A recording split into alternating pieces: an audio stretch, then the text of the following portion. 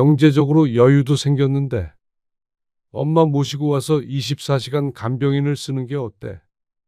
그러면 당신 일 그만두지 않아도 되고. 그리고 시골에서 누나나 성난이 올라오려면 따로 집이 있는 게 좋지. 그게 무슨 말이야?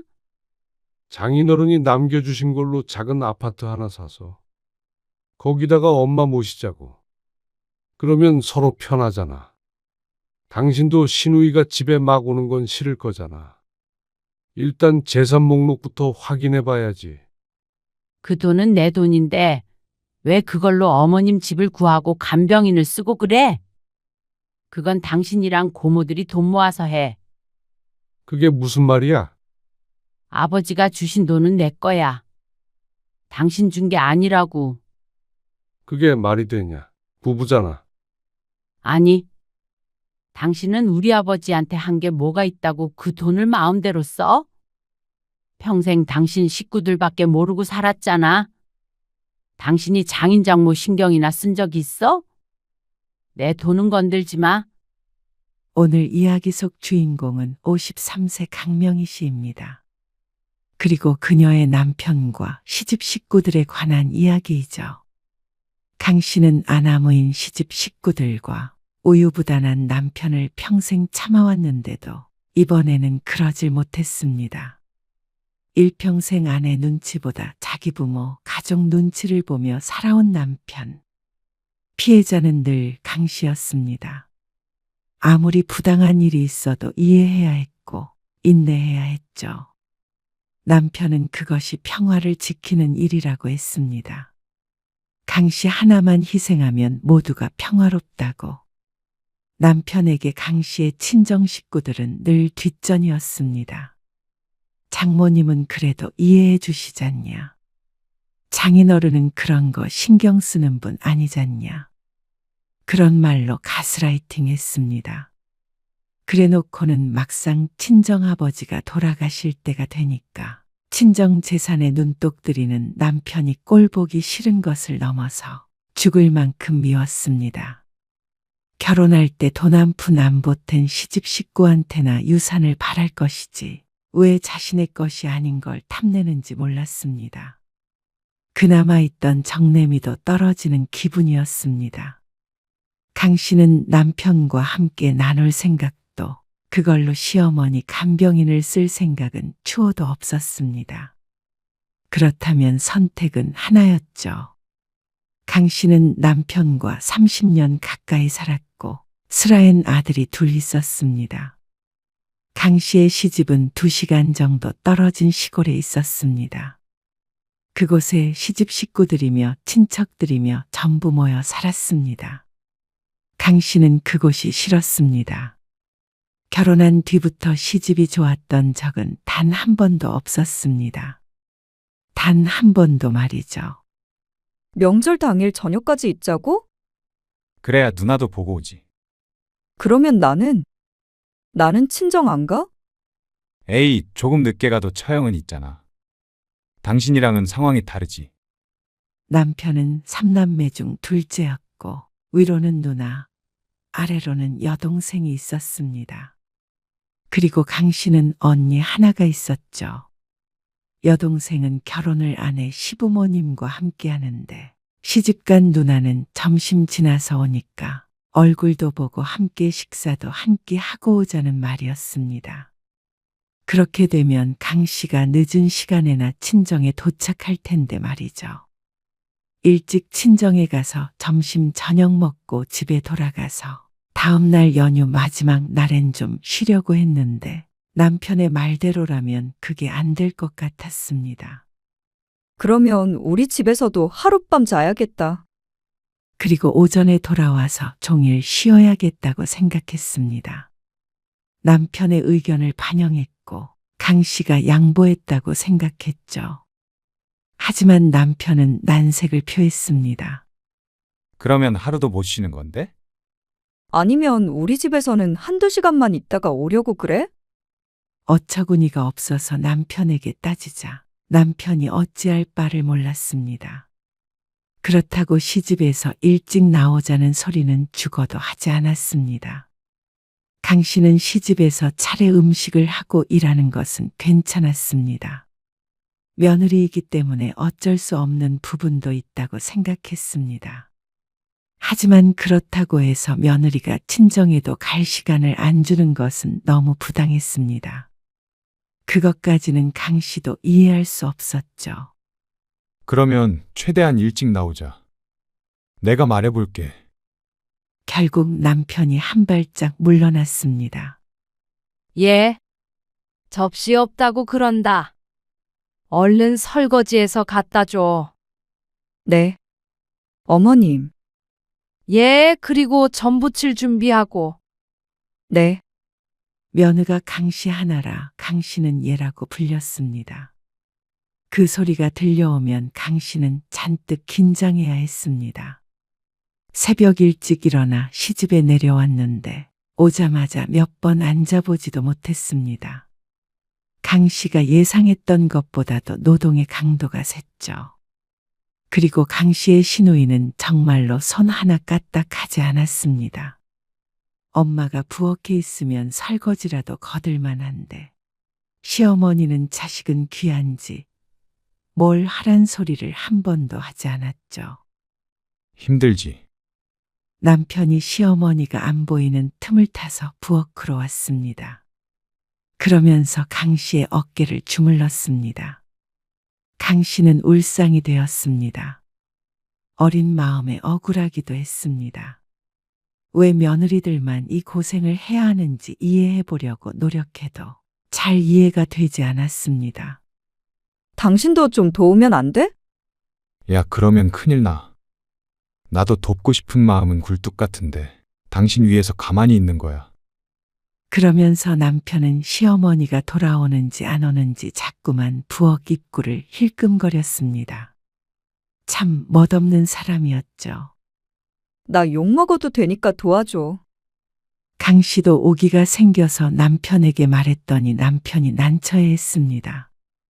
그리고 그때 시어머니가 들어왔고 남편은 순식간에 어깨에서 손을 뗐습니다. 음식 맛있게 됐나 보려고 와봤어요. 시어머니가 묻지도 않았는데 왜 눈치를 보며 이러는지 몰랐습니다. 그리고 오히려 남편이 강 씨가 일하는 것에 거부감 없이 행동하니까 시어머니도 마음껏 강 씨를 부려먹을 수 있다는 사실을 남편은 인정하지 못했습니다. 그저 자신이 항상 최선의 처신을 하고 있다고 생각했죠. 내일 누나 보고 갈 거지? 시어머니의 물음에 남편이 힐끔 강 씨를 쳐다보았고 아주 자연스럽게 대답했습니다. 그래야죠. 남편의 대답에 강 씨가 눈을 부릅뜨던 말던 쳐다보지도 않았습니다. 눈이 마주치면 혼나기라도 한다는 듯이 말이죠. 어처구니가 없었습니다. 다음 날 당연히 강 씨는 시누이와 함께 식사하고 설거지까지 마치고 친정에 갈 수 있었습니다. 남편과 싸워서 친정에서도 하루 자고 집에 돌아갔지만 그래도 분이 풀리지 않았습니다. 약속했던 바가 있었으니 말이죠. 하지만 명절은 그저 시작일 뿐이었습니다. 남편과 결혼하는 그 순간부터 강 씨의 시집살이는 이미 시작이 된 것이었죠. 제사, 김장, 생신에 불려가서 일하는 것은 예사였고 무슨 가족끼리 하는 행사가 그리도 많은지 하나밖에 없는 며느리인 강 씨만 죽어나는 것이었습니다. 그리고 남편은 결코 강 씨의 편에 서질 않았습니다. 맞벌이를 하고 아이 둘을 낳아 키우면서도 시집살이는 계속됐습니다. 애미야, 김장할 때 좀 일찍 와라. 전날에. 아, 회사 때문에 전날에는 못 가요. 그러면 이 많은 배추를 나 혼자 절이라는 거야? 시어머니는 막무가내였습니다. 애들 데리고 일찍 와. 회사에서 김장도 못하게 하지는 않을 거 아니야. 아무리 시골분이라지만 참 너무한다 싶었습니다. 강 씨가 옆에 있던 남편을 쳐다보았지만 시어머니가 한 말을 다 들었는데도 눈썹만 팔자로 늘어뜨리고 아무런 말도 하지 않았습니다. 네, 어머님. 회사 끝나는 대로 갈게요. 하지만 도저히 금요일 저녁에 시간이 나질 않았습니다. 회사 사람들 모두 퇴근하지 못하고 있는데 혼자만 김장하겠다고 나설 수는 없었습니다. 예정됐던 시간보다 계속 지체되자 강 씨는 초조했습니다. 자꾸만 시계를 보다가 할 수 없이 남편에게 전화를 걸었습니다. 여보, 퇴근했어? 했어. 언제 오는 거야? 얼른 출발해야지. 당신 먼저 가야 될 것 같아. 나 야근이야. 뭐? 갑자기? 갑자기라니? 금요일에 늦게 퇴근할 것 같다고 말했었잖아. 아, 엄마가 가만히 안 계실 텐데. 그럼 당신은 어떻게 오게? 나는 다음 날 일찍 버스 타고 갈게. 어차피 고모도 온다고 하지 않았어? 남편은 머뭇거리다가 알았다고 대답했습니다. 차가 하나라 어쩔 수가 없었습니다. 하지만 다 같이 늦게 가느니 아들이라도 보내놓는 게 낫다고 생각했죠. 하지만 역시나 시어머니는 곧바로 강 씨에게 전화를 걸어왔습니다. 남편이 통화를 한 모양이었습니다. 네, 어머님. 너는 내가 밤에 오라고 했어. 안 했어? 뭐? 내일 와? 아, 제가 회사인데 지금 퇴근할 수 있는 상황이 아니어서요. 애들이랑 성택 씨 먼저 보내려고 한 거예요. 일할 사람이 와야지. 성택이랑 애들이 먼저 와서 뭐해? 너 지금 나 놀리니? 아니요, 그런 게 아니라 오늘 일 끝나면 10시는 될 것 같아서 그때 갈 수는 없으니까요. 잔말 말고 오늘 와. 강 씨는 끊어지는 전화를 들고 한숨을 쉬었습니다. 하지만 그렇다고 해서 마음대로 퇴근할 수는 없었죠. 결국 남편은 강 씨가 퇴근할 때까지 기다렸고 곧장 출발해서 시집에 도착을 하니까 자정이 넘었습니다. 그런다고 돈이나 많이 주냐? 다른 날도 아니고 김장하는 날에 적당히 둘러대고 나올 생각을 못해. 미련해가지고는. 시어머니는 자다 깨서도 쩌렁쩌렁 화를 냈습니다. 차에서 잠들었던 아이들이 잠에서 깰 정도였죠. 죄송해요. 그러니까 어두운데 피곤하게 내 아들 운전까지 시킨 거 아니야. 남편이 자꾸만 어깨를 두드리고 있으니까 그것마저도 시어머니는 못마땅한 것 같았습니다. 남편은 강 씨가 욕을 먹는 걸 그저 듣고만 있었습니다. 이제는 편들어 주길 바라지도 않았습니다. 남편만 보면 한숨이 나왔습니다. 강 씨는 몇 시간 못 자고 일어나서 새벽부터 배추를 절이고 김장을 시작했습니다. 남편과 아이들은 피곤했는지 늦은 시간에 일어났고 시누이는 양념 만들 때나 돼서야 어슬렁 나타났습니다. 고기는 샀어. 사놨지. 이따 삶을 거야. 딱히 도울 생각이 있어 보이진 않았고 고기를 먹으러 온 것 같았습니다. 시어머니는 지시했고 강 씨는 움직였습니다. 집안에 시아버지도 계셨고 남편도 있었는데 누구 하나 거드는 사람이 없었습니다. 가끔씩 도저히 들 수 없는 것이 있을 때 한 번씩 일어나 잠깐 들어주고 다시 거실에 들어누웠죠. 저렇게 있으면 마음이 안 불편할까 궁금했습니다. 김장을 마치고 수육을 먹으면서 남편은 술 한 잔을 했습니다. 여보, 이제 가자. 강 씨가 남편의 옆구리를 찌르면서 입술을 거의 움직이지 않고 작은 목소리로 말했습니다. 그러자 남편이 눈치 없이 큰 소리로 대답했습니다. 뭐라고? 지금 가자고? 나 술 마셨는데. 그러자 모두의 시선이 모였습니다. 강 씨는 눈을 질끈 감고 싶은 심정이었습니다. 웃으면서 남편에게 말했습니다. 당신이 가자면서. 내가? 아, 눈치 없는 남편은 그제서야 자신이 실수했다고 생각하고는 주위를 둘러봤습니다. 내가 운전할게.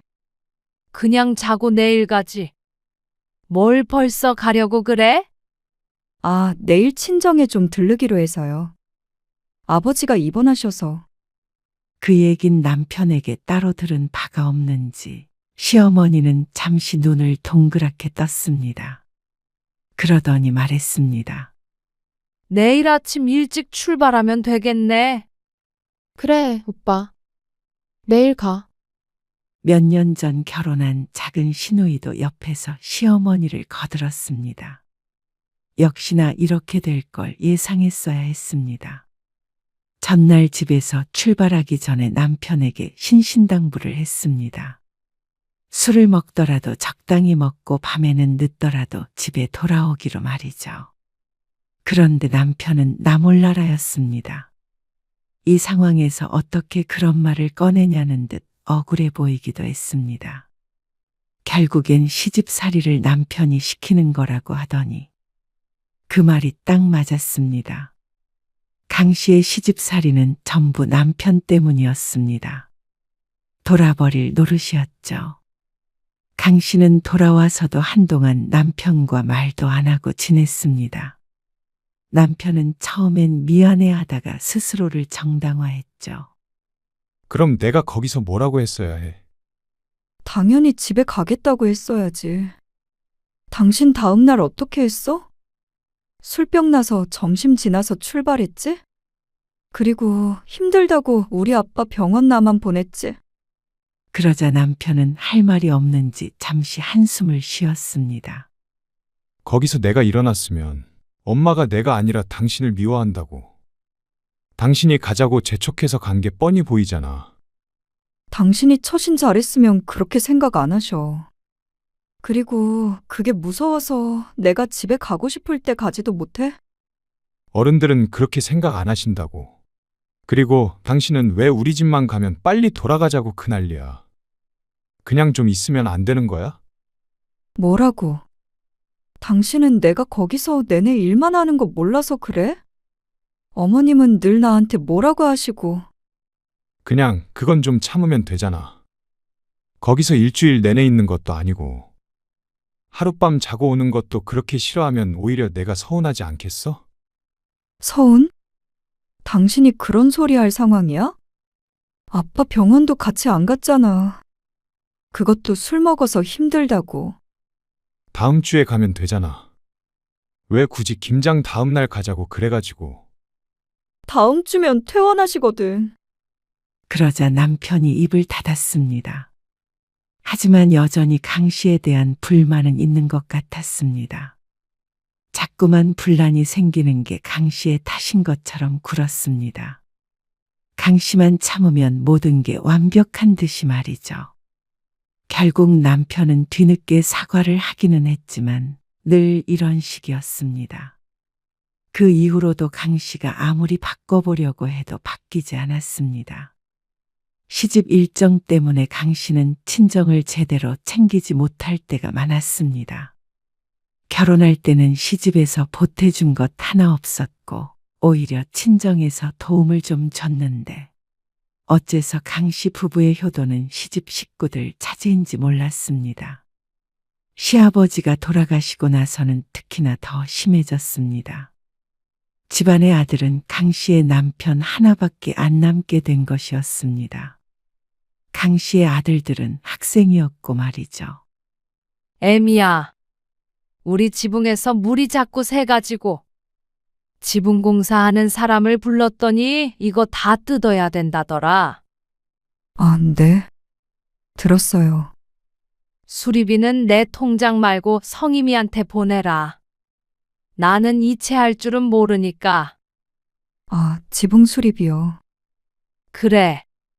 시집에 일이 있으면 당연하다는 듯이 강 씨 부부 혼자 감당해야 했습니다. 아들이라는 이유만으로 말이죠. 딸들은 그 덕에 마음 편히 친정을 오가면서 살았죠. 남편은 지붕 얘기는 했지만 수리비는 꺼내지 않았습니다. 아마 강 씨와 마찰이 생길 것 같아서인 듯 했습니다. 강 씨는 속으로 한숨을 삼켰습니다. 지난달에 시어머니 무릎 수술비도 강 씨 부부가 전부 냈고 왔다 갔다 하면서 주말마다 들여다보느라고 살이 3kg나 빠진 걸 남편이 모르지 않았습니다. 돈도 크게 썼고 말이죠. 그런데 또다시 지붕 수리비를 전부 내라니. 억울했지만 아들이 가만히 있는데 며느리가 혼자 들이받을 수가 없었습니다. 그러면 강 씨는 남편과 시집 식구들 모두와 싸워야 했으니 말이죠. 하지만 참고 참아도 마찰이 없을 수가 없었습니다. 강 씨에겐 시어머니가 셋이나 있었으니 말이죠. 뭐라고? 누나한테 2천만 원이나? 어느 날 통장 정리를 하다가 이상한 점을 발견했습니다.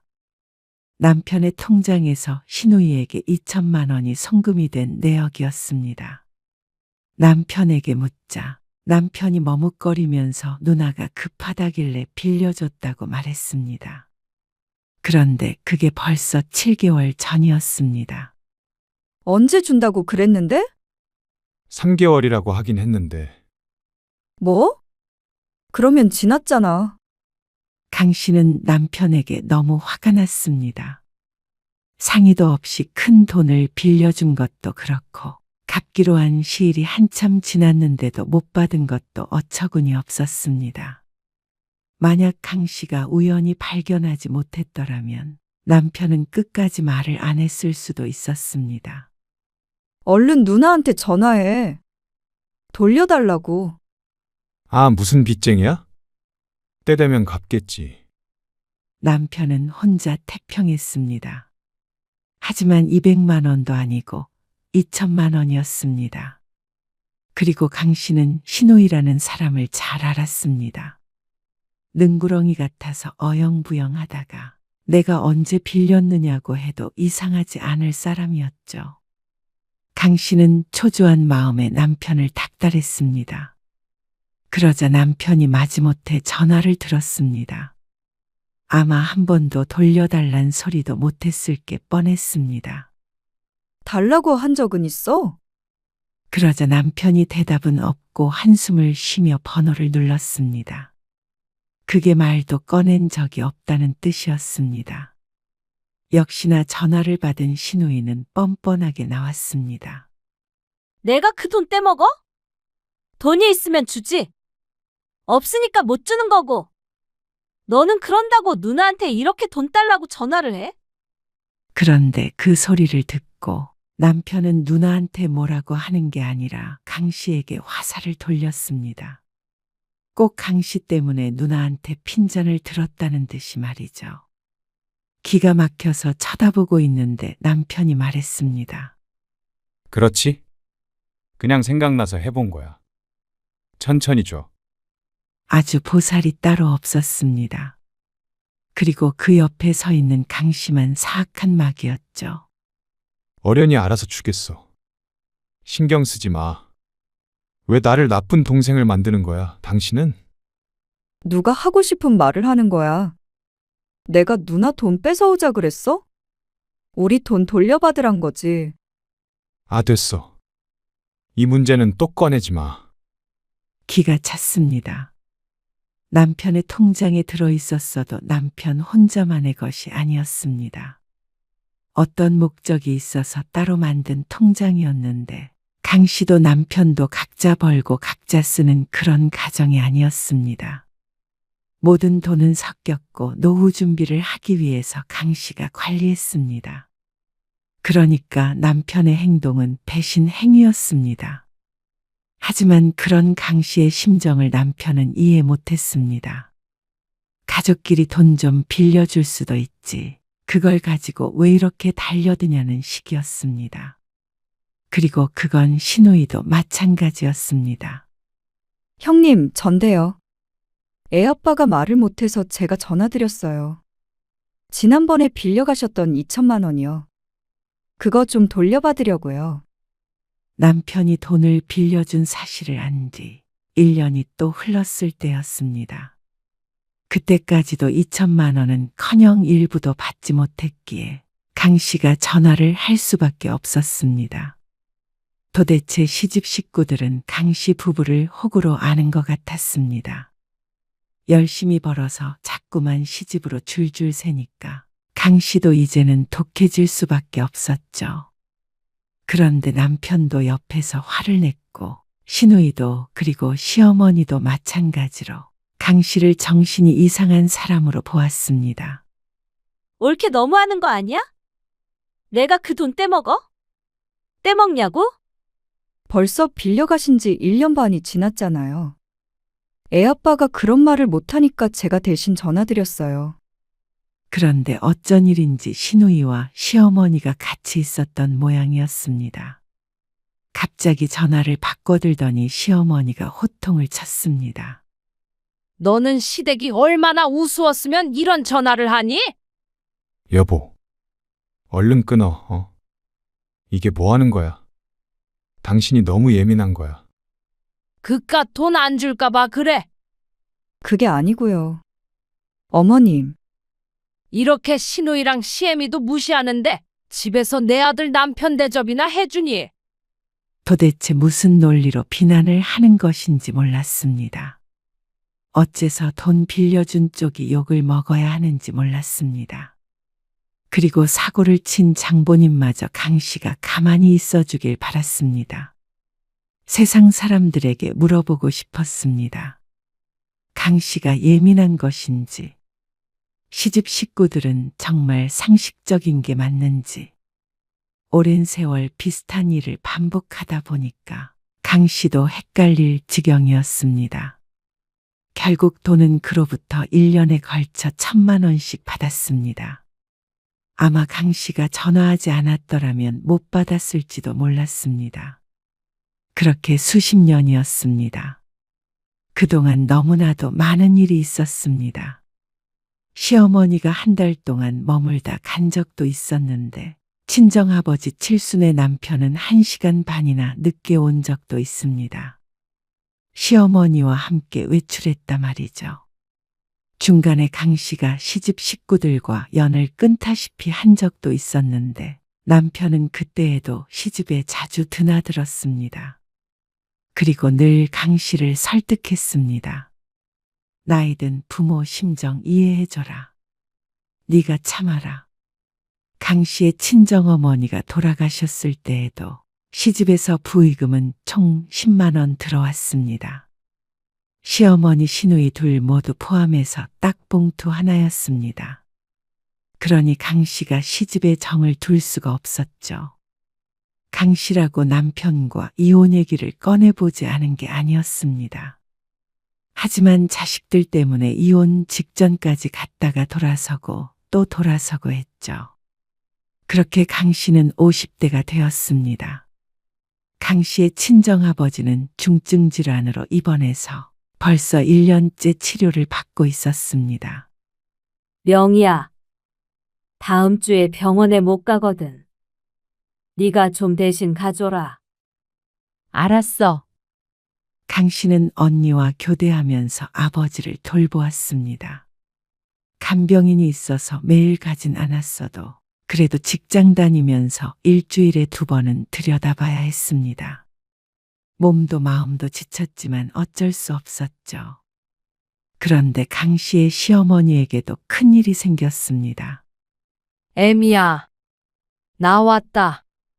아, 어쩐 일이세요? 주말 아침 갑작스레 찾아온 시어머니. 강 씨는 문을 열고 놀랄 수밖에 없었습니다. 그런데 시어머니는 태연하게 대답하며 들어왔습니다. 어쩐 일이긴? 성택이한테 다 전화하고 왔는데. 남편을 쳐다보자 깜빡했다는 듯이 눈가를 찡그렸습니다. 어떻게 이렇게 중요한 걸 깜빡할 수 있는지 몰랐습니다. 아침을 대충 먹고 나왔더니 출출하네. 밥 좀 다오. 강 씨는 모처럼 쉬는 날인데 쉬긴 글렀다 싶었습니다.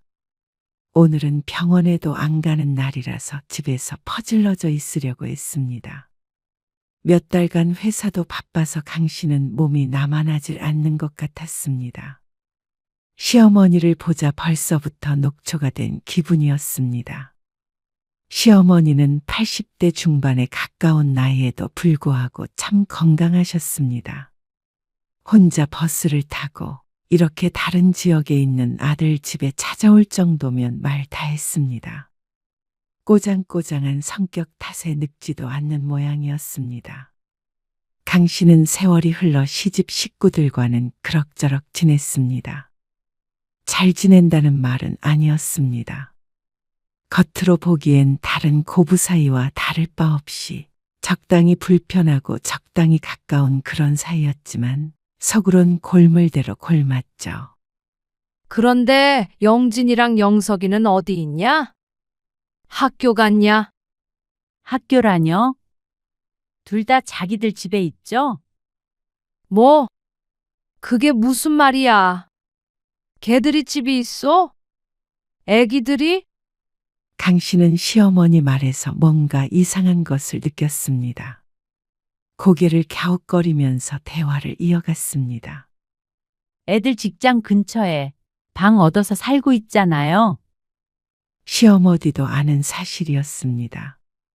며느리는 미워했어도 손자들은 사랑했기에 애들이 자취하는 집에 쌀도 보내고 고구마도 보내고 했던 게 불과 몇 달 전이었으니 말이죠. 엄마, 멀찍이 앉아 텔레비전을 보고 있던 남편도 뭔가 이상했는지 시어머니를 쳐다보았습니다.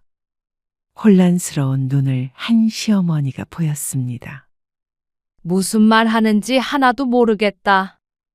영진이가 중학교 다니지 않냐? 어머님, 영진이가 몇 년 안 있으면 30 되잖아요. 그 말에 시어머니는 눈을 꿈뻑거렸습니다. 강 씨와 남편은 서로 눈을 마주쳤습니다. 심상치 않음을 둘 다 느낀 것이었죠. 강 씨는 등줄기가 서늘해지는 기분을 느꼈습니다. 앞으로 많은 것들이 변할 거라고 생각했고 그 예감이 틀리지 않았죠. 시어머니는 치매 진단을 받았습니다. 요새 들어 기억력이 급격히 떨어지고 횡설수설하는 일이 있었지만 이렇게 뚜렷하게 증상이 나타난 것은 처음이었습니다. 시누이들은 시어머니가 곧 죽기라도 하는 것처럼 울었습니다. 그리고 슬픔이 지나자 현실적인 문제들이 자식들의 발목을 붙잡았습니다. 그럼 엄마는 누가 돌봐야 하는 거야? 그게 문제였습니다. 상식적으로라면 가까이 사는 두 딸이 돌보는 게 맞았습니다. 상식적인 사람들이었다면 말이죠. 지금은 그래도 엄마가 멀쩡하시잖아. 벌써부터 걱정하지 말자고. 누나가 자주 좀 들여다봐. 그렇긴 할 건데 우리라고 뭐 한가. 오빠도 알잖아. 우리 아들 삼수해서 나 정신없어. 아직 시어머니가 어떻게 된 것도 아닌데 질에 발을 빼려는 모양새였습니다. 그 둘이 못 보면 누가 본다는 말인지 몰랐습니다. 치매가 그래도 아직은 심하지 않아서 병원도 다니고 그러면 늦출 수 있다고 들었습니다. 그러길 비는 수밖에 없었습니다. 하지만 몇 달 뒤 시어머니가 외출했다가 집을 잊어서 파출소에서 전화가 온 뒤로는 집안이 발칵 뒤집혔습니다. 그리고 그 뒤로 시어머니의 증상은 급격히 악화되었습니다. 아무래도 엄마를 집에 혼자 두기가 힘든 모양이야. 그러면 고모들이 모시고 간대? 그러자 남편은 잠시 조용했습니다. 그 침묵에 강 씨는 불길함을 느껴야 했습니다. 우리가 어떻게든 해야 하지 않을까 싶어. 어안이 벙벙해지는 말이었습니다. 차 타고 편도로 2시간이나 걸리는 곳이었습니다.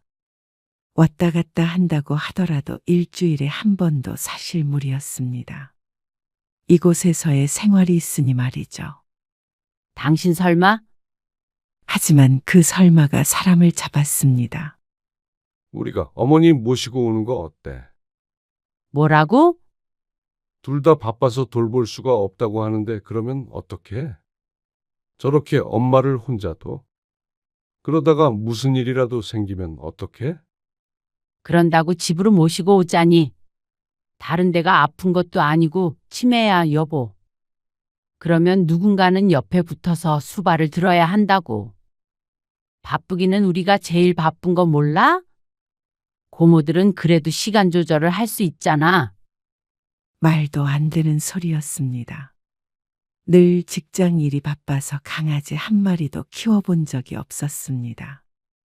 게다가 강 씨는 아버지 병원에도 왔다 갔다 해야 했습니다. 그럴 만한 시간적, 심적 여유가 전혀 없었습니다. 하지만 강 씨의 거절이 남편은 서운한 것 같았습니다. 어떻게 해보지도 않고 못한다고 해. 치매라도 아직 사람을 몰라볼 정도는 아니잖아. 우리 회사 갔을 때는 어떻게 하려고 그래? 아니, 시간이 있다고 하더라도 강 씨는 사실 자신이 없었습니다. 치매 부모를 모시는 일. 쉬운 일이 아니었고 그 대상이 시어머니라면 강 씨도 이렇게 대화 몇 마디에 결정할 수가 없었습니다. 시어머니는 강 씨에게 오랜 아픔을 준 상대였습니다. 그런데 이어지는 말은 정말 황당했습니다. 당신이 이참에 일 그만두는 건 어때? 뭐라고? 직장 그만두고 집에서 살림하고 쉬면서 엄마도 돌봐드리고 그러면 좋잖아. 그게 도대체 누구한테 좋다는 말인데? 아니, 다. 엄마도 그렇고 당신도 그렇고. 강 씨에게 일방적인 희생을 강요하면서 그게 강 씨에게도 좋을 거라니. 입 밖으로 내뱉으면 그게 다 말인 줄 아는 모양이었습니다. 내가 왜 직장을 그만둬야 해? 그러면 좋아. 어머님 모시고 와. 근데 직장은 당신이 그만두고 어머님 모셔. 그러자 남편의 미간에 주름이 깊게 파였습니다. 내가 어떻게 엄마를 돌봐. 같은 여자가 해야지. 상식적으로. 그놈의 상식. 도대체 어느 나라에 살길래 강 씨와는 정반대의 상식을 가지고 있는지 몰랐습니다. 여자 남자 따지기 이전에 자식이 부모 돌보는 게 맞지. 당신도 자식이나 마찬가지지. 어머님 자식이 셋이나 있는데 며느리한테 직장까지 그만두고 병수발 들라는 거는 무슨 심보야? 그리고 나는 우리 아버지 그렇게 쓰러지셨어도 당신한테 한 번도 병수말 맡긴 적 없어. 단 한 번도. 남편이 하겠다고 한 적도 없었지만 강 씨도 원하지 않았습니다. 내 부모 병수발을 배우자에게 시킨다는 생각은 해본 적도 없었죠. 그런데 남편은 단번에 강 씨에게 떠넘길 생각을 했습니다. 남편의 마음속엔 며느리인 강 씨가 당연히 모든 굳은 일을 해야 한다는 생각이 있었던 것이었겠죠. 나는 몰라. 어머님 문제는 당신이 알아서 해. 강 씨는 남편의 말에 정말 질리는 기분이었습니다. 어떻게 된 게 끝까지 강 씨의 손을 빌리려는 것인지 몰랐습니다. 남편도 지긋지긋했고 다른 시집 식구들도 마찬가지였습니다. 그저 며느리만 못 잡아먹어서 안달이었습니다. 올케가 엄마 좀 모시고 가주면 안 돼? 우리도 상황이 안 돼서 그래. 얼마나 가슴 아프겠어. 자식으로서. 그리고 성택이가 장남이잖아. 안 그래? 부모를 아들이 모셔야지. 딸이 모셔? 요새는 딸이 더 많이 모셔요. 강 씨는 무심히 대꾸했습니다. 어머, 그래서 엄마 이대로 혼자 두자고? 꼭 그게 강 씨의 탓인 것처럼 말하는 시누이. 그리고 남편도 마찬가지였습니다. 회사에 가서도 일은 안 하고 강 씨에게 장문의 메시지를 보냈습니다. 부디 마음을 돌려달라고 했습니다.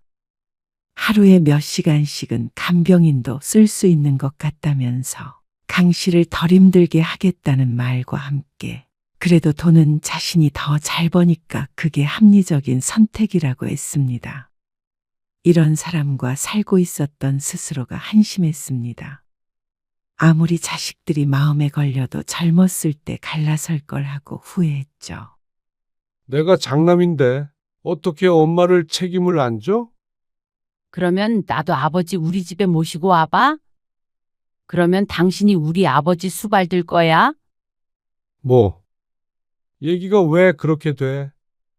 지금 장난치는 거 아니잖아. 당신은 지금 내가 장난하는 걸로 보여? 강 씨가 스산하게 말하자 남편은 더는 설득하려 들지 않았습니다. 다만 형제들과 얘기를 했는지 주말에 가끔씩 시어머니를 모시고 오곤 했습니다. 강 씨는 그것을 가지고 딴지를 걸지는 않았습니다. 그래도 인간된 도리로 식사도 챙기고 했습니다. 시어머니는 치매 증상으로 인해 가끔 강 씨를 알아보지 못할 때도 있었습니다. 네가 내 아들 뺏어간 여시구나. 그러면서 강 씨의 머리채를 잡기도 했죠. 그런 시어머니가 짠했습니다. 결국에는 이렇게 나이 들고 병드는 게 사람인데 왜 서로 사랑하며 살지 못한 것인지. 강 씨는 체력적으로 지쳤습니다. 아버지 병원도 오가는 게 부담스러울 때도 있었습니다. 하지만 친정아버지를 만나는 일이 싫지 않았습니다. 명희야, 힘들지? 나 때문에 너네가 고생이 많아. 아니에요. 아버지, 얼른 쾌차하셔야죠. 하지만 아버지가 쇠약해지는 속도는 시어머니가 기억을 잃는 속도보다 빨랐습니다. 얼굴이 왜 그래? 퇴근 후에 병원에 들렸다 집에 온 강 씨에게 남편이 물었습니다. 강 씨는 가슴에서 울컥하는 기분을 느꼈습니다. 아버지, 마음에 준비해야 할 것 같대. 그 말을 하면서도 먹먹해지는 것 같았습니다. 친정어머니가 돌아가시고 아버지까지 가신다면 강 씨는 정말로 이젠 자식들밖에 없었습니다. 남편은 영원한 남의 편이었으니 말이죠. 아이고, 남편이 강 씨의 어깨를 감쌌습니다. 왼수 같은 남편이지만 그래도 아직 쓸모는 있다 싶었습니다. 남편은 그제서야 장인 걱정을 했습니다. 한 달에 한 번이나 병원에 갈까 말까 하다가 돌아가실 때가 된 것 같다고 하자 그나마 좀 더 얼굴을 비쳤습니다. 그런데 어느 날부턴가 남편이 이상했습니다. 밤 늦게까지 컴퓨터를 하면서 무언가에 몰두해 있는 것 같았습니다. 주말에도 시어머니를 모시고 오지 않았습니다. 회사에 바쁜 일이 있나 싶었는데 그건 또 아닌 것 같았죠. 그러다가 어느 날 강 씨는 모니터를 켰다가 자신의 눈을 의심했습니다. 여러 창이 켜져 있었는데 전부 유산에 관한 법을 찾아본 것이었습니다. 등기부등본. 그리고 강 씨의 친정아버지의 아파트 주소가 적힌 부동산 등기부등본도 화면에 떠 있었습니다. 인터넷 검색창에 시세를 알아본 흔적도 있었고 말이죠. 요즘 뭐 하나 했더니 이런 거나 알아보고 있었던 것 같았습니다. 기가 막힐 노릇이었죠. 그리고 며칠 뒤 남편은 그걸 별로 숨길 생각이 없어 보였습니다. 장인어른 집 시세 보니까 꽤나 올랐던데. 뭐 유언이나 그런 건 없으셨지? 기가 막혔습니다. 아직 아버지가 돌아가신 것도 아닌데 상속받는 일을 미리 알아보는 남편이 사람 같지 않아 보였습니다. 처형은 그 집 어떻게 하자고 안 해? 가지고 있자거나 팔자고 하거나. 그걸 왜 벌써 신경 써? 아니, 무슨 얘기가 있었나 해서. 누나가 그러는데 아는 집도 딸 둘이었는데 부모 돌아가시고 자매끼리 아예 안 본대. 동생인지 언닌지가 돈을 더 챙겼다나 봐. 나중에 그거 소송하고 그러려면 골치 아프대. 누나가 그런 얘기를 해? 어찌됐건 입김을 불어넣은 사람도 있는 모양이었습니다. 당신 지금 뭐 하는 거야? 아버지 아직 살아계신데. 나도 이 집 사위인데 알아둘 필요가 있잖아. 상속받을 건데. 상속? 상속은 딸들이 받는 거지. 사위가 받는 게 아니야. 강 씨의 말에 남편은 황당하다는 듯이 헛웃음을 지었습니다.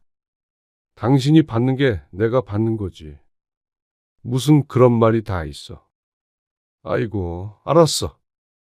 누군 뭐 장인어른 돌아가시는 게 좋아서 그래? 혹시나 해서 그런 거지. 그러면서 이제는 유산 얘기는 꺼내지 않겠다고 했습니다. 하지만 얼마 뒤 아버지가 돌아가시자 남편과 시누이들이 달려들었습니다.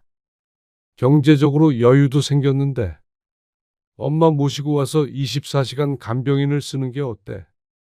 그러면 당신 일 그만두지 않아도 되고 우리도 훨씬 수월하지. 기가 막힌 말에 강 씨는 대답조차 하지 않았습니다. 그리고 우리 집에서 모시는 게 좀 그렇잖아. 우리 생활도 있고 시골에서 누나나 성난이 올라오려면 따로 집이 있는 게 좋지. 그게 무슨 말이야? 장인어른이 남겨주신 걸로 작은 아파트 하나 사서 거기다가 엄마 모시자고. 그러면 서로 편하잖아. 당신도 시누이가 집에 막 오는 건 싫을 거잖아. 하나부터 열까지 말이 되는 소리가 하나도 없었습니다. 그래서 어디서부터 지적해야 할지 감도 잡히지 않았습니다. 일단 재산 목록부터 확인해 봐야지. 혼자서 앞서 나가는 남편의 말에 강 씨가 대꾸했습니다. 그 돈은 내 돈인데 왜 그걸로 어머님 집을 구하고 간병인을 쓰고 그래? 그건 당신이랑 고모들이 돈 모아서 해. 그게 무슨 말이야? 아버지가 주신 돈은 내 거야. 당신 준 게 아니라고. 그게 말이 되냐? 부부잖아. 아니, 당신은 우리 아버지한테 한 게 뭐가 있다고 그 돈을 마음대로 써? 평생 당신 식구들밖에 모르고 살았잖아. 당신이 장인 장모 신경이나 쓴 적 있어? 강 씨의 말에 남편은 억울한 것 같았습니다. 그건 당신이 알아서 다 잘하니까. 내 돈은 건들지 마. 그러자 이내 화를 냈습니다. 그래. 이렇게 하겠다 이거지. 당신 진짜 그러는 거 아니야. 아무리 엄마한테 서운한 거 있고 그래도 인간이 그러면 안 돼. 당신 부모만 부모야? 시부모는 부모 아니야? 진짜 이기적이다. 그러고서 남편은 자신이 번 돈을 강 씨에게 주지 않았습니다. 네 돈 내 돈 제대로 따져보자는 듯이 말이죠. 그리고 더욱 황당한 일은 강 씨가 퇴근한 어느 날 저녁에 일어났습니다. 응? 왜 안 열리지? 현관 비밀번호를 3번이나 틀리고 나서야 무언가 잘못된 것을 눈치챘습니다. 강 씨는 어깨를 축 늘어뜨렸습니다. 남편에게 전화를 하자 남편이 태연하게 말했습니다. 이 집에 대한 권리도 나한테 있지. 내가 더 돈을 많이 벌었는데. 허탈한 심정이었습니다. 우유부단하고 믿음직스럽지 못한 성격인 줄은 알았지만 이렇게 추잡스러운 사람인 줄은 몰랐습니다. 하지만 강 씨도 아쉬울 게 없었습니다. 집 문이야 사람 부르면 딸 수 있는데. 동네 시끄럽게 그러지는 않을게. 근데 다음번에는 법정에서 보게 될 거야. 그러자 남편은 대답이 없었습니다. 강 씨가 뒤돌아서서 몇 발짝 걷기가 무섭게 문이 열렸습니다. 당신 도대체 왜 이러는 거야? 당신이야말로 도대체 나한테 왜 이래? 당신은 나보다도 시어머니나 당신 형제들이 더 중요한 사람이야? 그러니까 나랑 이혼하고 당신 가족들 챙기면서 살아. 나도 내 형제, 내 자식들 챙기면서 살 테니까. 여보, 내가 그렇게 무리한 얘기를 꺼낸 거야? 장인어른 그 아파트 팔면 얼만데? 내가 장남이니까 장남 노릇 좀 하자는데 당신은 내 가족이잖아. 그리고 작은 아파트 사도 우리 명의로 살 건데 도대체 뭐가 문제야? 간병비, 엄마가 벌써 85이야. 앞으로 살면 얼마나 사신다고. 며느리가 돼서 그 정도도 못 해줘? 정말로 듣기 싫은 말을 골고루도 하는 남편. 강 씨는 이제 정말로 훌을 털어버릴 수 있을 것 같았습니다. 미련이나 후회라고는 쌀 한 톨만큼도 하지 않을 자신이 있었습니다. 남편은 강 씨에게 이제 먼지보다도 가치가 없는 사람이었습니다. 짐 싸러 다시 올게. 재산 분할은 변호사 통해서 해. 내가 뭐 이혼을 해줄 줄 알고 그래? 유산 좀 받았다고 남편을 버려? 그게 말이 돼? 난 죽어도 이혼 못해. 같이 고생해서 여기까지 왔는데. 내가 누구 좋으라고 이혼을 해? 당신이나 당신 식구들 그동안 나한테 했던 것만으로도 이혼을 하려면 골백 번도 더 했어. 그리고 먼저 집에서 날 쫓아낸 건 당신이야. 당신이 이혼해주지 않으려고 해도 소용없다는 소리야. 직장을 그만두고 심호간병을 하라고 한 일이나 그동안 시집 식구들에게 들었던 폭언, 가혹했던 시집살이 충분했습니다. 강 씨는 오랜 세월 동안 학대를 당해오고 있던 것이나 마찬가지였습니다. 멀어지는 강 씨를 남편이 붙잡았습니다. 여보, 이건 성난이가 이렇게 해보라고 해서. 강하게 나가라고. 그래서 그런 거지. 내가 당신 쫓아내려고 그랬던 거 아니야. 남편의 말에 강 씨는 웃었습니다. 평생 그 치마폭 안에서 살아. 늙어 죽을 때까지. 강 씨는 그날 이후로 집에 들어가지 않았습니다. 남편은 끈질기게 전화를 했고 직장까지 찾아왔습니다. 명희야, 우리가 함께한 세월이 얼만데 이런 일로 헤어지냐. 너 정말 너무한 거야. 큰 돈 생기니까 새 인생 살고 싶고 그래? 아버지가 한 푼도 안 남겨주셨더라도 나는 당신이랑 이혼했어. 이제 내가 걸릴 게 뭐가 있어. 애들 생각은 안 해? 애들 결혼도 시켜야 할 거 아니야. 당신이랑 이혼하면 애들이 결혼을 못해? 당신은 애들 걱정하지 말고 이제 당신 인생이나 걱정해. 어머님 잘 모시고 가장 노릇 잘해. 남편과 그렇게 헤어지고 시누이들에게서도 연락이 쇄도했습니다. 옳게. 정말 너무한 거 아니야? 우리 엄마 좀 모시자니까 그렇게 이혼을 하자고 해? 돈 생기니까 눈에 보이는 게 없어? 고모 어머니니까 고모들이 알아서 하세요. 그럼 우리 엄마를 요양원에라도 보내라는 거야? 스스로 병수 밟을 생각은 죽어도 안 하시죠. 전곡을 찔린 시누이가 말을 멈췄습니다. 다신 보지 말았으면 하네요. 강 씨는 그 누구의 설득에도 넘어가지 않았습니다.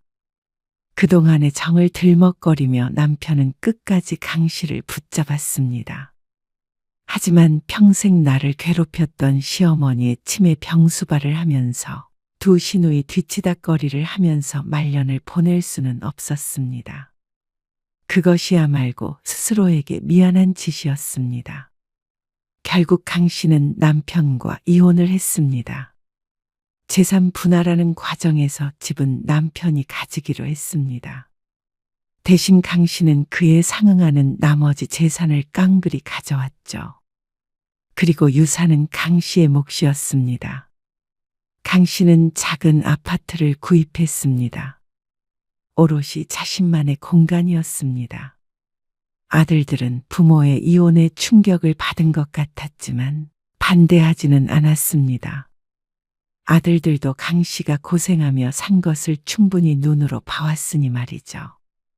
남편과 시집 식구들과 안 보는 것 외에는 강 씨의 삶은 달라지지 않았습니다. 아니, 좀 더 윤택해졌다고 할 수 있었습니다. 강 씨는 이제 제 가족을 찾아갔습니다.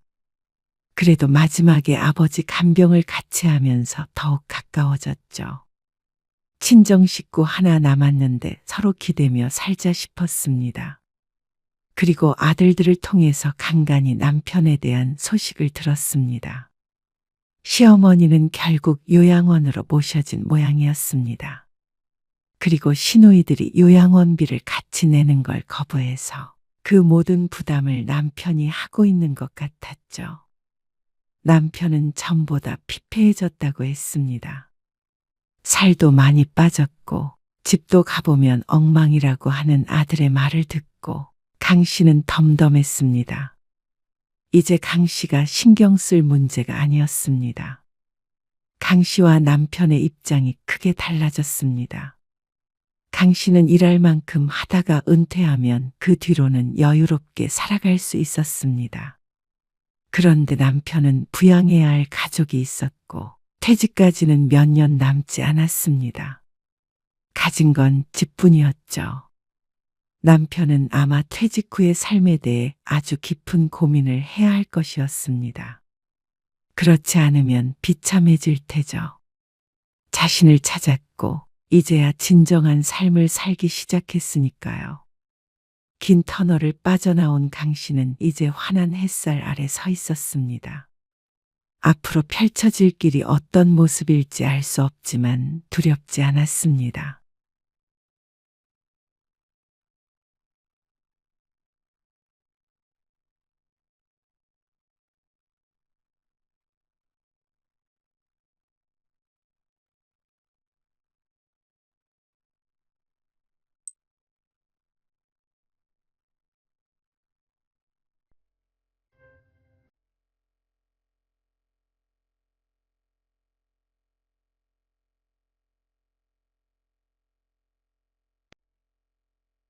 그런데 어머님, 이제 곧 80 되시는데 이렇게 노후 대비가 안 되어 있으실 줄은 몰랐어요.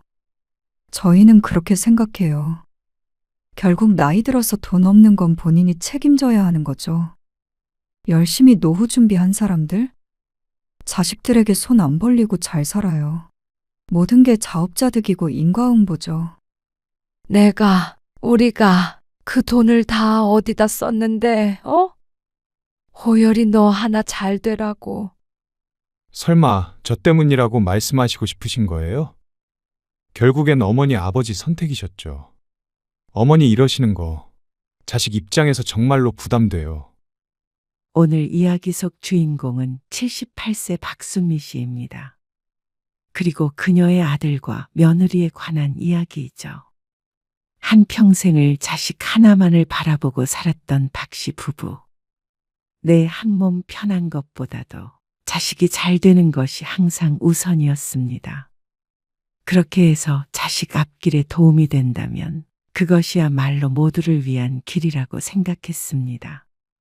그런데 남편이 죽고 홀로 나이가 드니 그리고 가진 것 다 자식에게 퍼주고 나니 박 씨의 생각은 달라질 수밖에 없었습니다. 자식은 부모에게 도움을 청하던 그 자식이 아니었고 박 씨도 더 이상은 짱짱하던 그 부모가 아니었습니다. 입장이 바뀌니까 아들과 며느리는 박 씨를 짐짝 취급했습니다. 재산 관리를 잘못해 노후 대비가 안 되었다며 박 씨를 비난했습니다. 비참한 부탁을 하는 박 씨에게 며느리가 말했습니다. 인과응보. 노후에 쓸 돈 하나 제대로 챙겨두지 못한 것이 전부 박 씨의 탓이라고 했습니다. 저들이 가져다 쓴 것은 전혀 기억나지 않는 것처럼 굴며 박 씨를 외면했죠. 그러다 보니까 자식밖에 없었던 박 씨의 생각도 바뀔 수밖에 없었습니다. 영원할 줄 알았던 사랑도 뒤늦게 현실에 무릎을 꿇었습니다.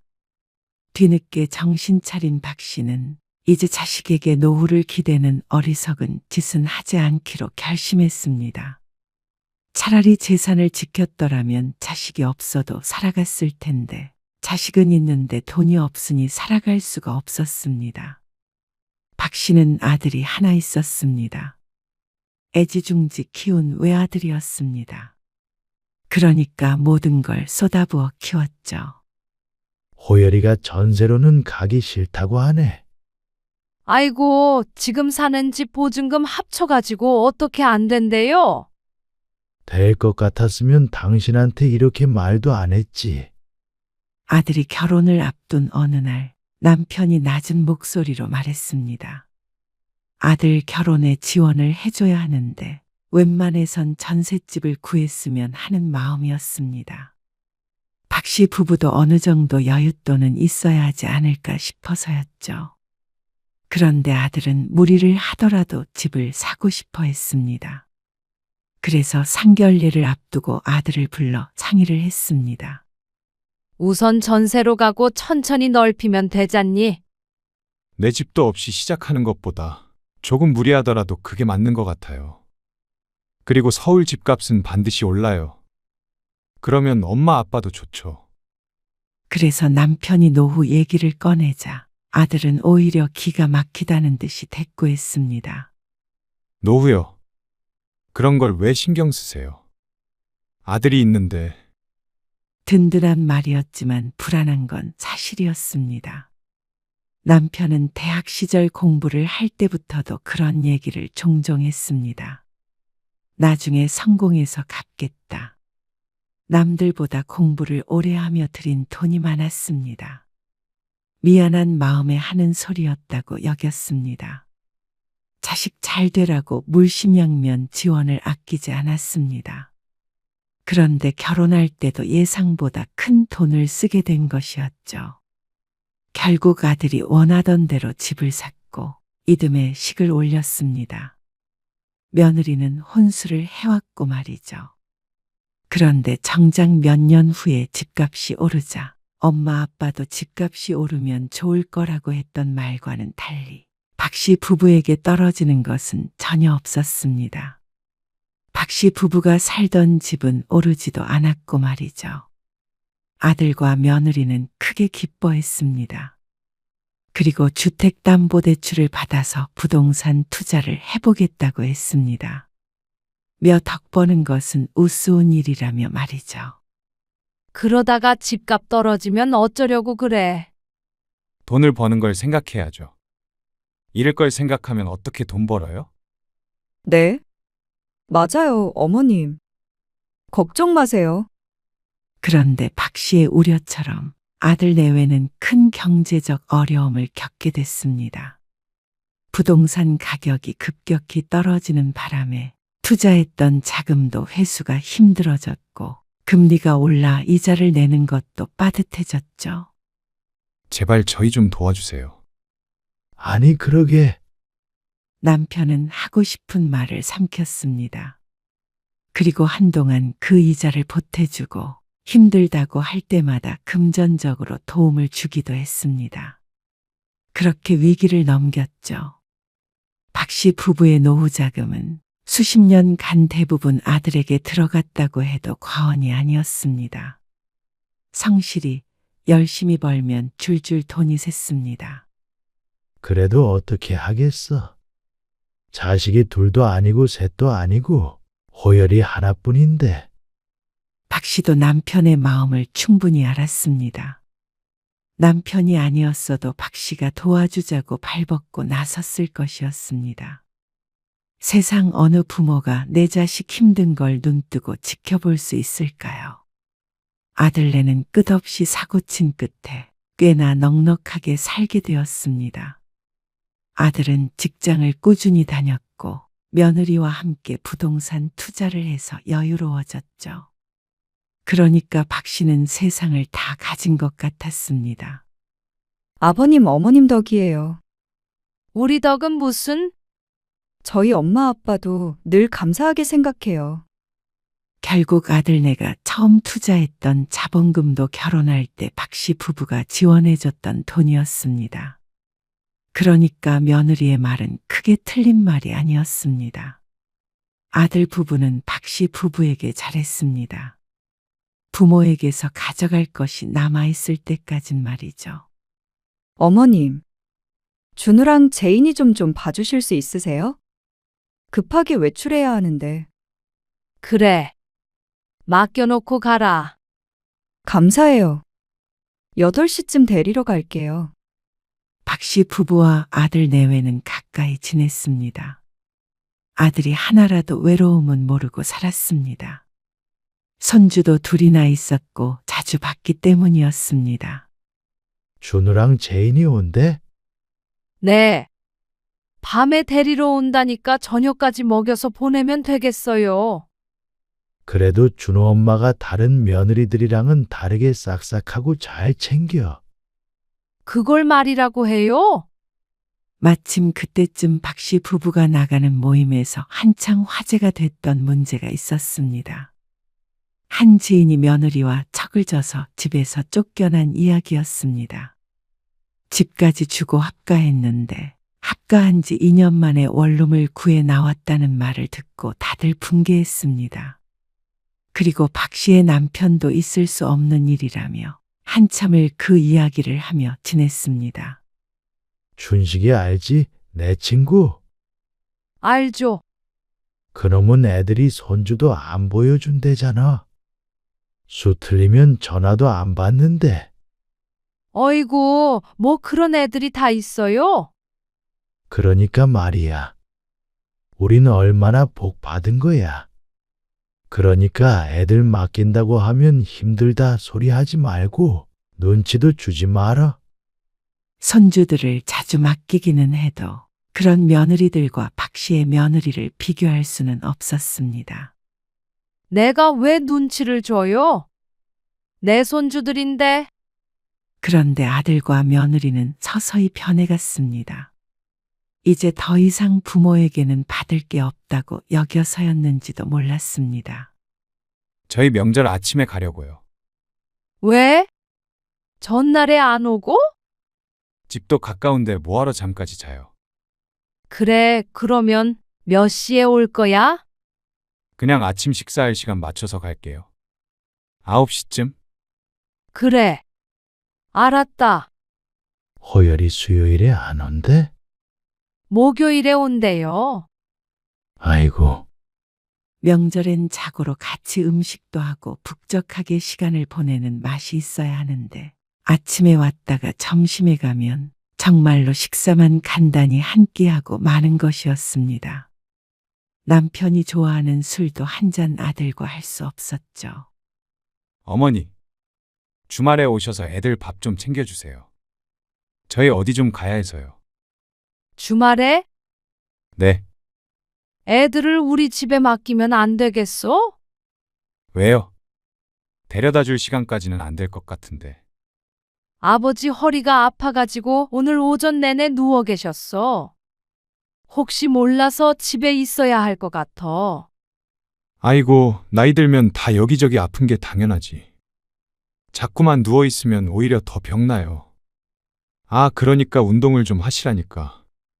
아들이 짜증스러운 말투로 대꾸했습니다. 그 목소리에 박 씨는 한숨을 쉬었습니다. 알겠어요. 데려다 놓을게요. 그래. 고맙다. 전화를 끊고 나서 박 씨는 스스로에게 황당했습니다. 아이들을 맡기는 건 아들인데 왜 박 씨가 고맙다고 한 것인지 자신이 생각해 보아도 참 이상했습니다. 박 씨의 이런 태도 때문에 아들 며느리가 뭐든 쉽게 부탁하는 게 아닌가 싶기도 했습니다. 아이들을 맡기기로 한 주말이 되기 전 목요일 점심에 며느리에게서 전화가 왔습니다. 어머님, 오늘 어디 안 가시죠? 집에 있는데 왜? 아, 다름이 아니라 제가 지금 외출해야 하는데 저희 집 세탁기가 고장났거든요.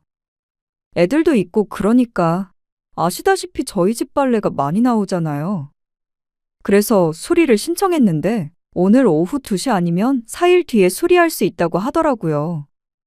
오늘은 취소된 게 있어서 봐줄 수 있다고 하는데 혹시 어머님이 잠시 저희 집에 와서 고치는 것 좀 봐주실 수 있을까요? 아, 2시? 2시는 안 되는데. 오늘 아버지 허리 때문에 병원에 다녀오려고 그러거든. 침 맞으러. 아, 그걸 두 분이 가셔야 해요? 허리 아프다고 하시니까. 박 씨 부부는 그게 당연하다고 생각했습니다. 가벼운 감기는 혼자 다니지만 박 씨가 크게 아팠을 때도 남편이 부축이 필요할 때도 같이 병원에 갔죠. 그런데 아버지 병원보다도 세탁기가 급하다는 며느리. 에이, 그래도 일상생활하고 다 하시지 않으세요? 아니면 침을 좀 나중에 맞으셔도 되잖아요. 그러면서 정말 급하다고 하소연했습니다. 빨래가 이틀치가 이미 밀려있는 상태라고 하면서 말이죠. 어머님, 부탁 좀 드릴게요. 아이고, 알았다. 감사해요. 병원이 그 시간이 한가하다고 해서 갈 생각이었는데 오전에 가야 할 모양이었습니다. 그렇게 남편과 함께 서둘러서 병원에 갔더니 사람이 너무 많아서 한참을 기다렸습니다. 그리고 오후 2시에 맞춰서 아들네 집에 가 있었습니다. 아, 세탁기에 동전이 들어간 것 같은데. 돌리면서 그동안 이상했을 텐데. 우리 며느리 집이라 그건 잘 모르고요. 이건 동전이 안 빠져서 부분적으로 분해를 해야 하는데 수리비는 발생해요. 아, 얼마나요? 12만 원이고 카드 결제하시면 돼요.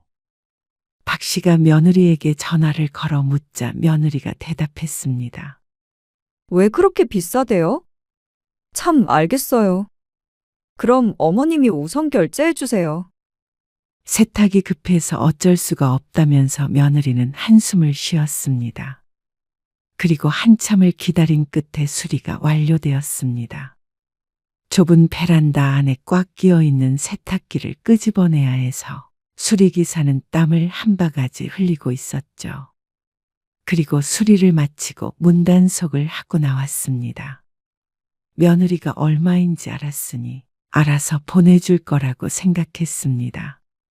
하지만 다음 날이 되고 아들이 아이들을 맡기러 왔을 때도 12만 원을 보내주지 않았습니다.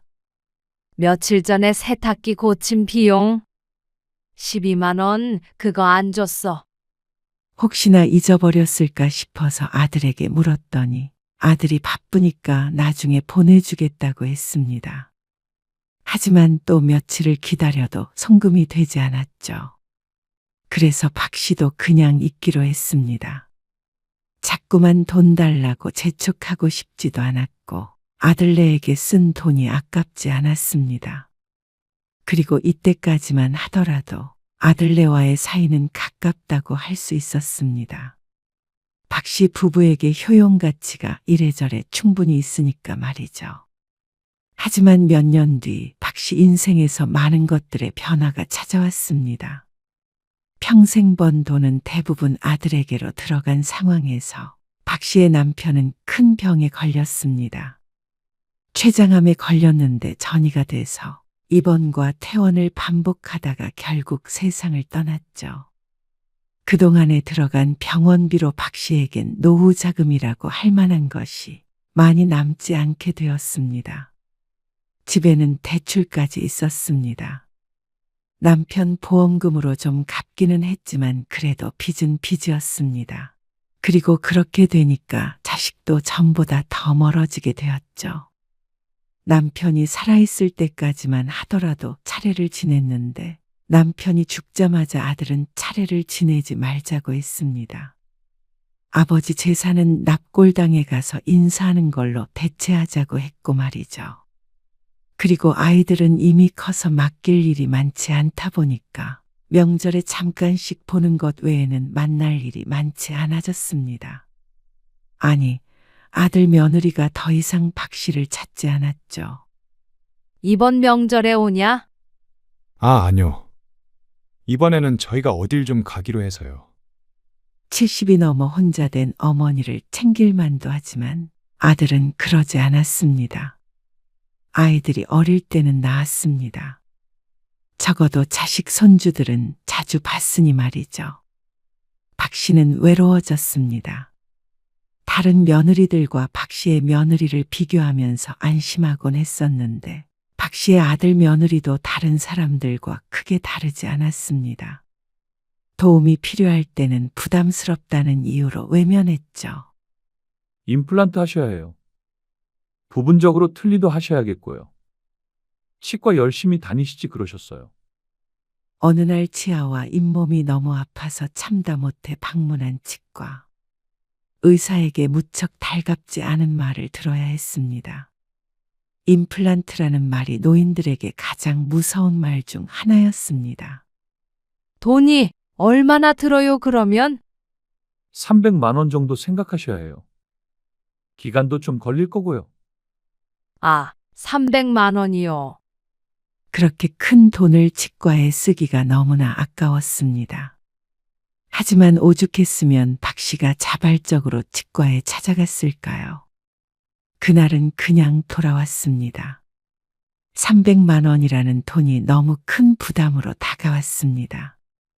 2달은 충분히 생활할 수 있는 돈이었으니 말이죠. 아이고, 임플란트 그거 아직도 고민 중이야? 경로당에 있다가 함께 있던 친구가 타박을 했습니다. 그냥 아들한테 말해서 해. 자식이 해줘야지 누가 해줘? 너무 비싸잖아. 그 정도면 자식 키운 값의 100분의 1도 안 돼. 아들도 잘 산다면서 뭐가 문제야? 그만한 돈 없겠어? 평소에 박 씨가 아들 자랑을 좀 해놨더니 친구는 더욱 박 씨를 이해하지 못하는 눈치였습니다. 우리 딸은 없이 살아도 내 이빨은 다 해줬어. 그러면서 악어마냥 입을 벌리고 손가락으로 여기 하면서 치아 하나하나를 짚었습니다. 아이고, 알았어. 나도 할 거야. 자식에게 임플란트 좀 해달라고 말하는 게 쉬운 부모도 있겠지만 박 씨는 아니었습니다. 나이 들어서도 자식에게 부담을 주고 싶지는 않았으니 말이죠. 하지만 인정해야 했습니다. 70대 중반이 넘어가는 나이에 자식 아니면 누구에게 의지하고 살까요? 남편도 떠난 마당에 박 씨는 아들밖에 없었습니다. 그래서 박 씨는 아들과 통화를 하다가 넌지시 이야기를 꺼내 보았습니다. 이번에 치과에 다녀왔는데 말이야. 네. 뭐래요? 임플란트 해야 된다고 하더라고. 틀니랑. 아, 그래요. 아들은 대수롭지 않은 반응이었습니다. 놀란 것도 아니었고 걱정하는 것도 아니었고. 그래요. 한마디가 끝이었죠. 박 씨는 용기를 내어 한마디를 더 덧붙였습니다. 그게 근데 비용이 만만치가 않더라고. 얼만데요? 그제서야 관심을 보이는 아들. 300 정도 든다고 하더라. 아, 그제서야 박 씨의 의중을 눈치챈 아들이 낮은 목소리로 탄식 비슷한 것을 했습니다. 이번에는 놀란 것 같았습니다. 300만 원이요? 무슨 임플란트가 그렇게 비싸요? 부분적으로 틀니도 해야 한대. 잇몸이 약해서. 저도 해드리고 싶은데 애들 학원비며 뭐며 저 요새 등골 휘어요. 새학기 시작하기 전에 무슨 특강하고 학원비만 300은 우스워요. 게다가 둘이니까. 아이고, 애들 학원비가 그렇게나 많이 들어? 그게 최소 드는 돈이에요. 이것저것 자잘하게 더 들죠. 아들의 말을 듣고 보니까 박 씨의 치아는 급한 것도 아닌 것 같았습니다. 손주들의 공부가 더 중요한 문제였죠. 거기다가 대고 학원비 줄여서 내 임플란트에 보태라고 할 수도 없는 노릇이었습니다. 아들이 돈을 아무리 잘 벌어도 매달 돈이 그렇게나 나가면 여유가 없을 수도 있겠구나 싶었습니다. 다음에 해드릴게요. 여유 좀 생기면요. 아니야. 그냥 그만큼 든다는 소리였지. 아들에게 부담을 주려고 꺼낸 말은 아니었습니다. 그냥 혹시나 하는 마음의 한 소리였죠. 박 씨가 괜스레 미안해지는 순간이었습니다. 이런 부탁을 자식에게 했다는 게 부끄럽기도 했습니다. 결국 임플란트는 카드로 계산했는데 할부를 최대한 길게 설정했습니다. 조금이라도 부담을 덜어야 했으니 말이죠. 경로당의 친구에게는 아들이 해줬다고 했습니다.